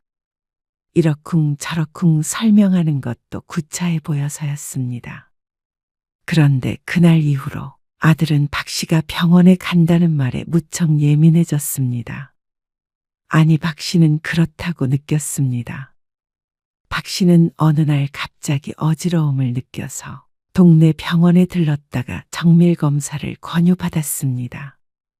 검사 비용도 비쌀 뿐더러 혹시나 큰 병인가 싶어서 걱정되는 마음에 아들에게 전화를 걸어 상의했습니다. 왜 어지러우신 건데요? 그걸 모르니까 검사해보자고 그런 거지. 혈압 문제도 있고. 그러자 아들이 한숨을 어찌나 크게 쉬던지 박 씨의 어깨가 움찔거렸습니다. 나이 들면 좀 어지럽고 그럴 수도 있는 거죠. 저도 그래요. 갑자기 일어나면 현기증도 나고. 그런다고 일일이 그런 거 찍어요? MRI. 낮은 음성으로 쏘아붙이는 아들의 목소리에 박 씨는 주눅이 들었습니다. 제 딴에는 심각하게 고민이 되어서 전화를 건 것이었는데 아들은 아무것도 아닌 일로 병원에 가서 돈만 쓴다면서 불만스레 말했습니다. 그런 거 검사하는 거 다 보험으로 되는 건 아니잖아요. 박 씨는 대답하지 못했습니다. 아들이 어떻게 반응할지 알 것 같았습니다. 그냥 집에서 푹 쉬어보시고. 그래도 정 안 좋으면 다른 병원 한번 가보세요. 요즘 돌팔이도 많고요. 노인네들 비싼 검사 시키고 막 시술 같은 거 한 다음에 돈 버는 병원도 있대요. 아무렇게나 하잔다고 다 하시면 안 돼요. 알았다. 결국 박 씨는 아들과의 통화를 그렇게 끊어야 했습니다. 더 뭐라고 말해볼 기회도 없었습니다. 하지만 얼마 뒤에 또다시 어지러움증을 느꼈고 이번에는 식은땀까지 나는 것 같았습니다. 아무리 생각해봐도 아들도 겪는다는 그런 어지러움증은 아닌 것 같았습니다. 그래서 다시 한번 다른 병원에 갔습니다. 똑같은 병원에 갔다가는 아들에게 한 소리 들을 것 같아서였죠. 그런데 그곳 의사도 큰 병원에 가서 MRI를 찍어보라는 말을 했습니다. 박 씨는 아들에게 말하지 않고 나중에 대학병원에 가서 검사를 받게 되었습니다. 이대로 넘어갔다가는 나중에 크게 후회를 할 것 같아서였습니다. 돌봐줄 남편도 없는데 박 씨가 아프면 고생하는 것은 결국 자식인 아들 호열이라고 생각했으니 말이죠. 그리고 검사 결과 걱정했던 것처럼 죽을 병에 걸린 것은 아니었습니다. 다만 문제가 없는 것도 아니었죠. 뇌경색 초기 흔적이 조금 있어요. 지금은 괜찮아 보이지만 안심할 수는 없어요. 약 꾸준히 드시고 정기적으로 검사하면서 관리하셔야 해요. 병원을 나서는데 걱정이 앞섰습니다. 죽을 병은 아니었어도 충분히 문제가 될 만한 상황이었습니다. 매달 드는 약값과 병원비까지 하자면 한숨이 나왔습니다. 보험 외적으로도 상당히 돈이 들 것 같았습니다. 박 씨는 벤치에 잠시 앉아서 한참 있었습니다. 그리고 집에 돌아와 잠시 고민하다가 휴대폰을 들었습니다. 그래도 아들에게 상황이라도 알려줘야 하나 싶었습니다. 하지만 이내 고개를 저었습니다. 아니야, 됐다. 괜한 걱정을 시키기도 싫었고 이런 얘기를 했다가는 돈 달라는 소리밖에 더 되겠나 싶었죠. 박 씨는 앞날이 조금 막막하게 느껴졌습니다. 오래 살아도 건강하게 살아야 하지. 아프면서 오래 살면 재앙이나 다름없다고 생각했습니다. 남편도 끈질기게 투병했지만 남은 것은 한 줌 재가 되어버린 육신과 빚이었습니다. 아픈 것이 두려운 게 아니라 그 뒤에 남겨지는 것들이 무서웠죠. 박 씨는 거실 테이블 앞에 앉아서 가계부를 열었습니다. 전혀 사치를 부리지 않아도 한 사람이 살아가는 데 드는 비용은 꽤나 컸습니다. 물가의 영향도 많이 받았고 이번처럼 병원에 다녀온다거나 보일러를 고친다거나 그런 사건이라도 있으면 구멍이 나곤 했죠. 10년 전까지만 하더라도 이 정도 일에 걱정을 할 정도는 아니었는데 그동안 많은 것이 바뀌었습니다. 그러던 어느 날이었습니다. 박 씨는 아들에게 아쉬운 소리를 할 수밖에 없었습니다. 결코 원하지는 않았지만 말이죠. 아이고, 우리 딸도 요즘 죽는 소리 해. 무슨 이자를 그렇게 많이 내라고 하는 건지. 그래서 집을 팔고 싶어도 집값 떨어져서 팔지도 못하고 말이야. 집값보다 대출이 더 많게 생겼으니 젊은 사람들 죽어나지. 그리고 그 말을 듣고 못 웃는 사람들 중 하나가 박 씨였습니다. 박 씨도 주택담보대출을 받은 것이 꽤 금액이 컸는데 그것에 대한 이자와 원금을 내느라 요새 등골이 휘었습니다. 나이 들어 수입은 없었고 가진 것과 연금으로 살아야 하는데 가진 것은 집 한 채뿐이었고 연금으로는 한 사람이 살아갈 수 없는 금액이었습니다. 그런 와중에 이자를 그렇게 내라고 하면 정말로 박씨 보고 죽으라고 하는 것이나 마찬가지였습니다. 남에게 그런 속사정까지는 다 하지 못하고 박씨는 혼자서만 끙끙 앓았습니다. 그리고 이자가 연체되었을 때 박씨는 다른 수가 없어서 아들을 찾아갈 수밖에 없었습니다. 아니, 그 정도 이자도 못 갚으실 거면 돈을 빌리지 마셨어야죠. 네 아버지 병원비도 있고. 그리고 아들에게 들어간 돈도 일부 있었습니다. 오래전에 아들이 부동산 투자를 하겠다고 해서 빌려줬던 돈이었습니다.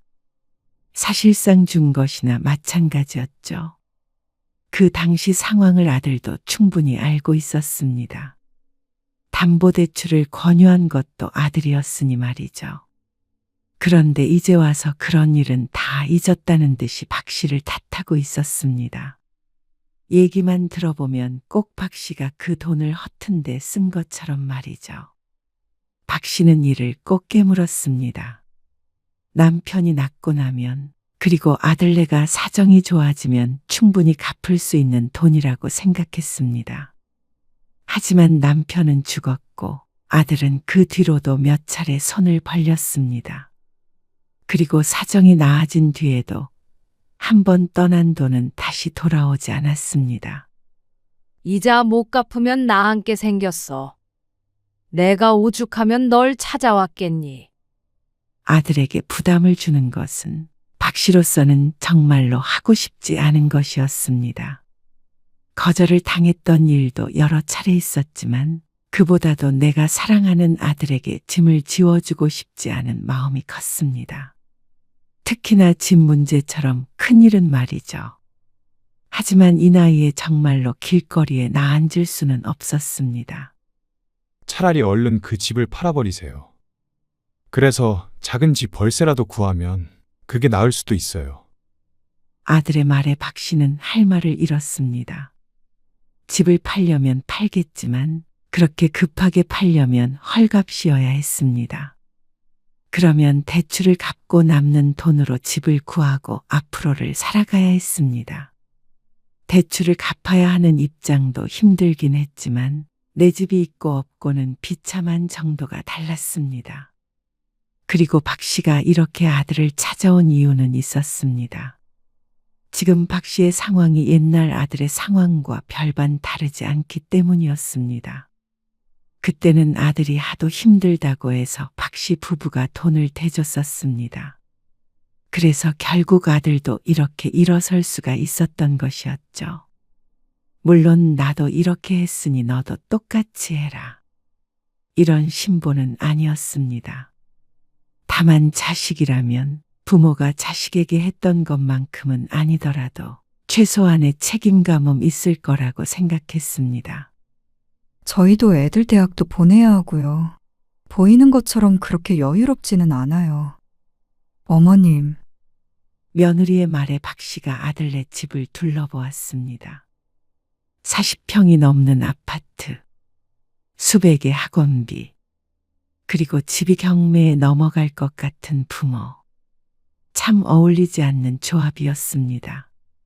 요즘 자식들이 아무리 매정하다고 하나 이 정도까지 피도 눈물도 없을 줄은 몰랐습니다.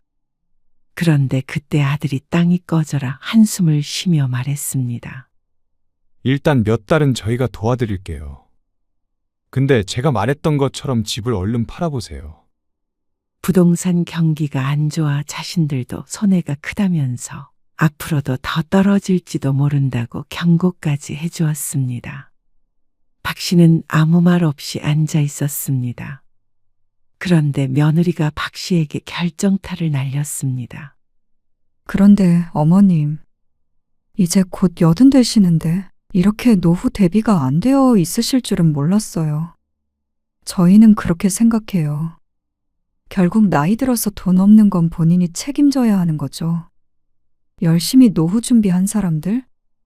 자식들에게 손 안 벌리고 잘 살아요. 모든 게 자업자득이고 인과응보죠. 그 말에 박 씨의 마음이 무너졌습니다. 앞으로도 늙은 부모를 부양해야 할지도 모른다는 생각에 잔뜩 스트레스를 받은 듯한 음성이었습니다. 본인의 책임이니까 자식에게 손 벌리지 말라는 경고 같기도 했습니다. 하지만 그건 며느리가 해서는 안 되는 말이었습니다. 할 수 없는 말이었습니다. 인간이 최소한의 양심이 있다면 말이죠.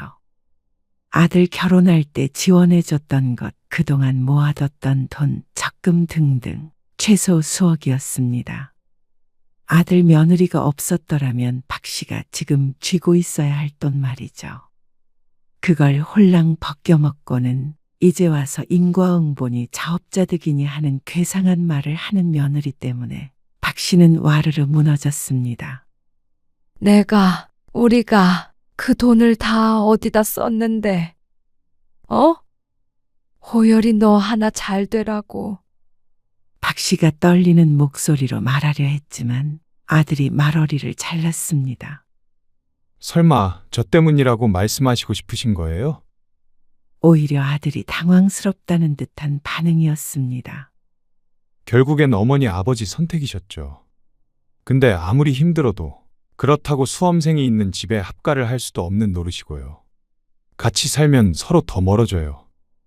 그렇다고 저희가 금전적으로 마음껏 도와드릴 수 있는 형편도 아니거든요. 정말로 그 정도 여유가 안 돼요. 대출 갚아주길 원하시는 거죠? 저희도 돈 여기저기 많이 묶여 있어요. 집값 떨어져서 저희도 힘들어요. 아시잖아요. 아들은 주저리 변명이 길었습니다. 박 씨가 혹시라도 자신의 집에서 산다고 할까봐 무섭기라도 한 모양이었습니다. 그러면서 선심 쓴다는 듯이 그 자리에서 박 씨의 통장으로 200만 원을 보내주었습니다. 그게 꼭 적선이라도 받은 것처럼 비참했습니다. 자식에게 받은 것인데도 말이죠. 자식에겐 더한 것도 해줬는데 반대의 상황이 되니까 참담했습니다. 어쩜 내 배로 나왔지만 이렇게 잔인한 자식이 있나 싶었습니다. 아니, 며느리도 마찬가지였습니다. 정말로 끼리끼리 잘 만난 것 같았습니다. 손주들 봐주고 힘들 때마다 도와주고 그렇게나 부모 노릇하려고 노력했는데 이제 와서 자신들이 부모를 돌봐줄 때가 되니까 외면해버리나 싶었습니다. 혹여나 부모가 자신들에게 짐이 될까봐 무서워하는 꼴이 참 웃기기도 했습니다. 동시에 더할 수 없이 슬프고 끔찍한 심정이었습니다. 박 씨는 그날 이후로 다시는 아들네 찾아가지를 않았습니다. 아들도 가끔씩 생사만 확인하듯 전화를 했을 뿐 박 씨의 생활에는 관여하지 않았습니다. 박 씨는 신용대출을 받아서 지냈습니다. 그것도 임시방편일 뿐 결국은 더 큰 빚이 되어 돌아올 것이었습니다. 하지만 방도가 없었습니다. 그러던 어느 날이었습니다. 부동산 규제가 완화되고 수도권 아파트 가격이 급등했습니다. 특히나 박 씨가 사는 지역은 가장 급등한 지역 중 한 곳으로 올랐다고 했습니다. 상세히 알고 있는 이유도 경로당에서 사람들이 부자 되겠다며 떠들어대는 말 때문이었습니다. 박 씨는 꽉 조였던 숨통이 트이는 기분이었습니다. 그리고 그 시점 이후로 아들 며느리에게서 오는 연락이 잦아졌습니다. 그런데 집값이 올랐다고 하면 좋아해야 하는데 아들은 우울한 목소리였습니다. 그 당시에 투자했던 부동산 3개 다 처분해 버렸어요. 대출 갚고 남는 거 얼마 있지도 않는데 이자가 부담돼서 저희 집으로 대출 받은 것도 좀 갚았고요. 근데 어머니 아파트는 많이 올랐죠? 아, 우리도 기다렸어야 하는 건데. 아들은 박 씨의 집에 무척 관심이 많아 보였습니다. 지금 대출 받으면 좀 더 나올 텐데. 아니면 이 기회에 팔아도 되고요. 그 다음에 재투자하면 노후자금 좀 벌 수 있지 않을까요? 꼭 박 씨를 위하는 말 같았지만 그렇지 않았습니다. 차지 자신을 위한 것이었죠. 재투자는 제가 알아서 할게요. 그 말에 박 씨는 어쩐지 웃음이 나왔습니다. 혹시나 박 씨가 자신에게 기댈까 벌벌 떨더니 이제는 이렇게나 적극적으로 나오다니요. 코미디가 따로 없었습니다. 박 씨는 그동안 많은 생각을 했습니다. 그동안 살아온 인생에 관해서, 그리고 아들에 관해서. 하나밖에 없는 아들이라고 뭐든지 퍼주고 오냐오냐 키웠더니 부모도 모르는 괴물이 되어버린 것 같았습니다. 박 씨의 손으로 만든 것이었습니다. 사랑을 주면 주는 만큼 돌아오는 게 아니었습니다. 그걸 80이 다 되어가는 이제서야 깨달았습니다. 20년, 아니 10년 전에만 깨달았어도 이렇게 살지는 않았습니다. 아들은 부동산 투자에 실패한 모양이었습니다. 그래서 그걸 박 씨의 집을 어떻게 해서 만회해 보려는 것 같았습니다. 하지만 박 씨도 이 정도까지 왔는데 스스로 죽는 길을 택할 리가 없었습니다. 이제는 그러지 않았습니다. 아무튼 이번 주말에 집에 한번 갈게요. 오랜만에 얼굴도 보고요. 집값이 많이 오르긴 한 모양이었습니다. 주변에서 들은 얘기도 있었고 팔면 그래도 수억은 나오나 보다 싶었습니다. 대출을 갚고도 말이죠.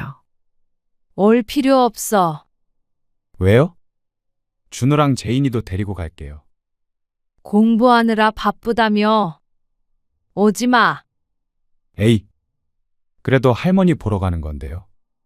박 씨는 피식 웃었습니다. 너희 사업이 어떻게 됐는지는 잘 모르겠는데 내 집은 내가 알아서 할 테니까 신경 꺼라. 차가운 박 씨의 말에 아들이 잠시 말이 없었습니다. 너희가 말했잖아.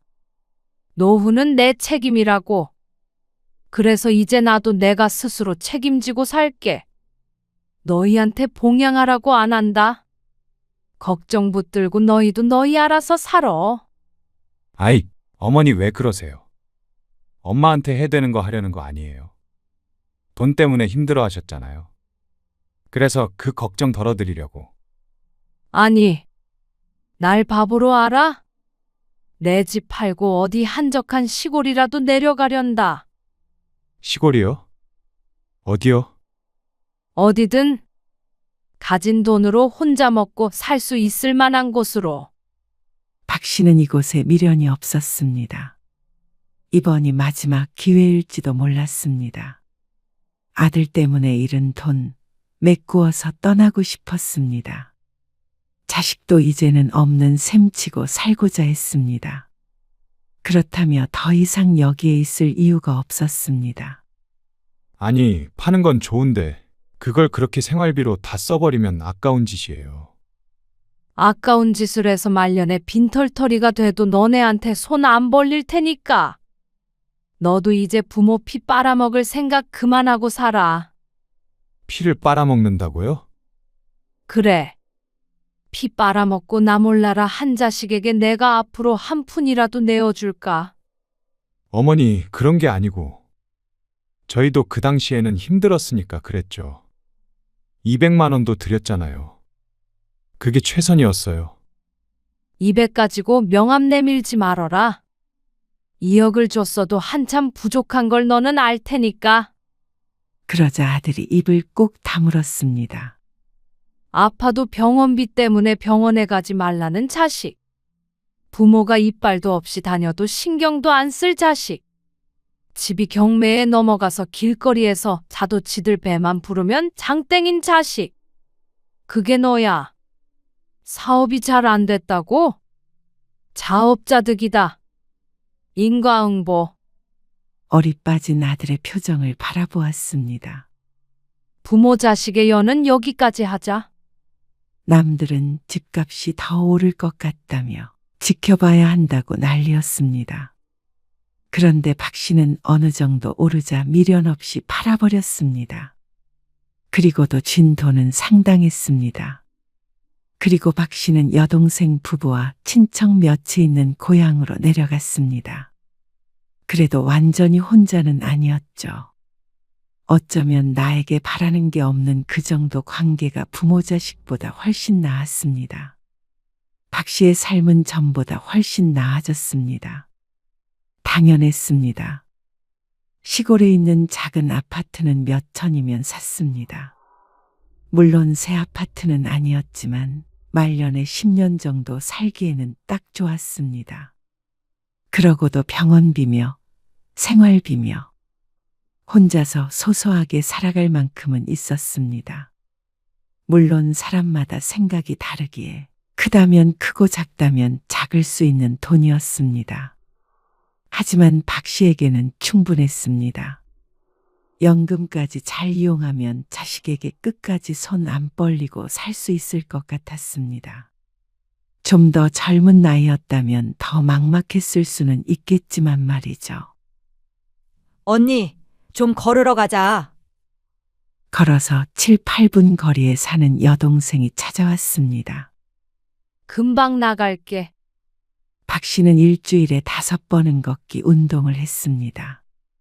격한 운동은 못해도 걷는 것만으로도 건강해지는 기분이었습니다.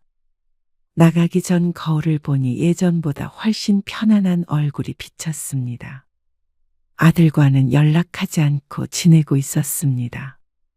하지만 전처럼 외롭거나 쓸쓸하지 않았습니다. 오히려 이제서야 모든 것에서 벗어나 홀가분해진 것 같았습니다. 자식에게 모든 걸 주고 버림받았다는 생각에 한동안은 괴로워서 잠도 자지 못했는데 이제는 아니었습니다. 그 덕분에 말년에 홀로 서는 방법을 깨우친 것 같기도 했습니다. 자식들은 언제가 후회하겠죠. 손자, 손녀에게서 똑같은 일을 당할 수도 있었고 박 씨가 죽은 뒤에 눈물을 흘리며 후회할 수도 있었습니다. 하지만 그때까지 박 씨는 기다리지 않기로 했습니다. 자식은 자식대로, 부모는 부모대로.